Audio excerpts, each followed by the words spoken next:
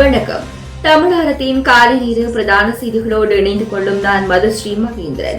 விரிவான செய்திகளுக்கு செல்லும் என்பதாக முதலில் தலைப்புச் செய்திகள்.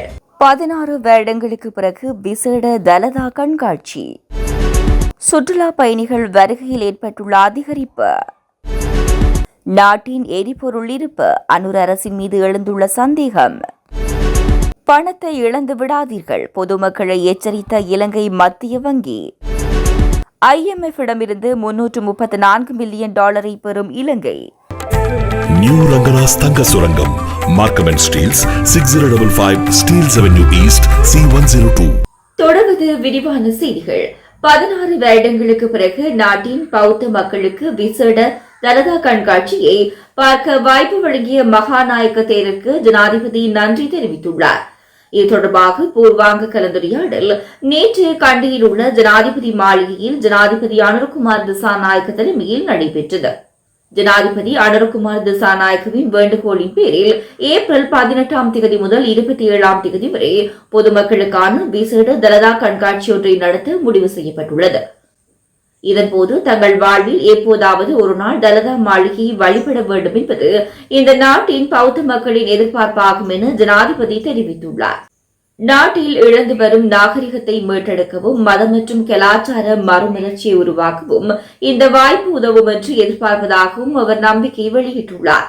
இதேவேளை நாட்டில் பௌத்த மலர்ச்சியை உருவாக்க இந்த நடவடிக்கைகளை ஏற்பாடு செய்வதன் முக்கியத்துவத்தை சுட்டிக்காட்டிய ஜனாதிபதி புத்தாண்டின் நீட்சியாக நடைபெறும் தலதா கண்காட்சி நாட்டை புதிய திசையில் இட்டுச் செல்லும் என்று கூறியுள்ளார். சுற்றுலா பயணிகளின் வருகை அதிகரித்துள்ளதாக சுற்றுலா அபிவிருத்தி அதிகார சபை தெரிவித்துள்ளது. இதற்கமைய இந்த வருடத்தின் கடந்த மாதம் வரை 485,102 சுற்றுலா பயணிகள் நாட்டுக்கு பிரவேசித்துள்ளதாக அந்த சபை தெரிவித்துள்ளது.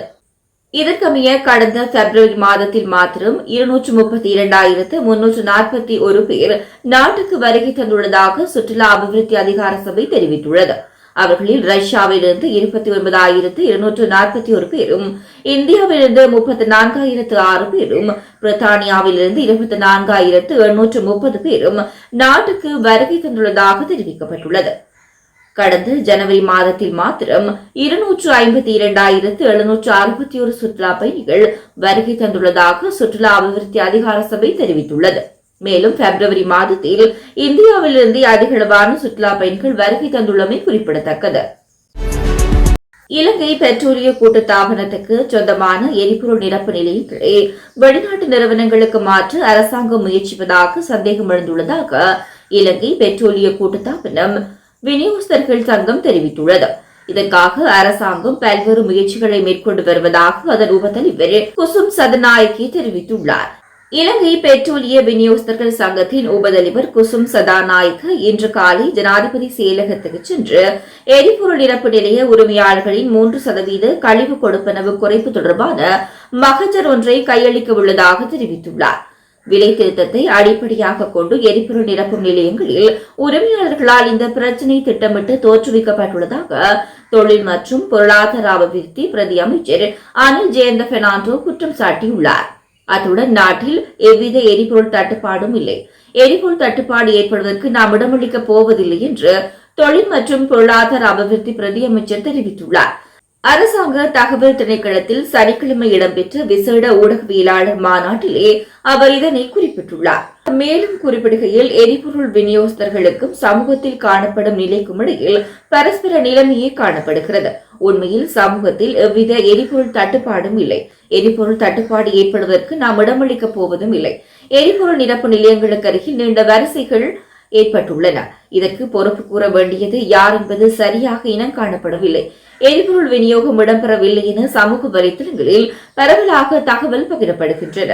குறிப்பிட்ட ஒரு சங்கத்தை பிரயோகப்படுத்தும் நபர் ஒருவர் எரிபொருள் விநியோக நடவடிக்கைகள் என்று தாம் விலகுவதாக குறிப்பிட்டுள்ளார். ஆனால் இதன்போது எரிபொருள் விநியோகத்தர்களுக்கு எமக்கு எந்த ஒரு விடயம் தொடர்பிலும் கருத்து தெரிவிக்கவில்லை அல்லது 28 வழக்கு விசாரணை இடம்பெற்ற போதும் கூட இது தொடர்பில் அவர்கள் அறிந்திருக்கலாம். ஆனால் அதனையும் செய்யவில்லை.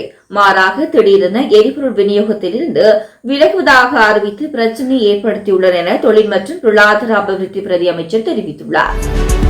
மரங்கள் நடுவதன் மூலம் மிகப்பெரிய லாபம் சம்பாதிக்கலாம் என கூறி ஊடகங்களில் விளம்பரம் செய்யப்படும் முதலீட்டு வாய்ப்புகள் சட்டத்தால் தடை செய்யப்பட்டு பிரமிட் திட்டமாக இருக்கலாம் என இலங்கை மத்திய வங்கி மக்களை எச்சரித்துள்ளது. இவ்வாறான மோசடி திட்டத்தில் ஈடுபட்டு உங்கள் பணத்தை இழந்து விடாதீர்கள் எனவும் மத்திய வங்கி மக்களுக்கு அறிவுறுத்தியுள்ளது. இவை முதலீட்டு வாய்ப்புகள் என விளம்பரம் செய்யப்பட்டாலும் அவை சட்டவிரோதமான பிரமிட் நிதியமைப்புகளாக இருக்கக்கூடும் என தெரியவந்துள்ளது. எனவே இவ்வாறான திட்டங்களில் முதலீடு செய்வதனை தவிர்க்குமாறு மத்திய வங்கி பொதுமக்களை அறிவுறுத்தியுள்ளது. மேலும் சில நிறுவனங்கள் இலங்கை மத்திய வங்கியின் பெயரை தவறாக பயன்படுத்தி இந்த விளம்பரங்களை செய்து வருவதாகவும் இது தொடர்பாக முறைப்பாடுகள் கிடைத்துள்ளதாகவும் மத்திய வங்கி தெரிவித்துள்ளது. இதனை கருத்தில் கொண்டு சம்பந்தப்பட்ட பிரிவுகள் இந்த மோசடிகளை விசாரணை செய்யும் பணிகளில் ஈடுபட்டு வருகின்றன. சர்வதேச நாணய நிதியத்தின் 4வது தவணையாக இலங்கைக்கு $334 மில்லியன் நிதி கிடைக்கும் என தொழில் அமைச்சர் மற்றும் பொருளாதார அபிவிருத்தி பிரதி அமைச்சர் அனில் ஜெயந்த பெர்னாண்டோ தெரிவித்துள்ளார்.